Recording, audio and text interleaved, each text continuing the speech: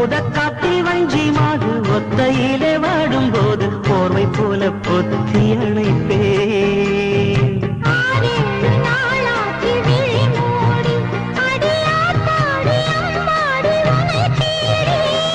நீதானி மானே என் இளஞ்சோடி, உனை நீங்காது என்றும்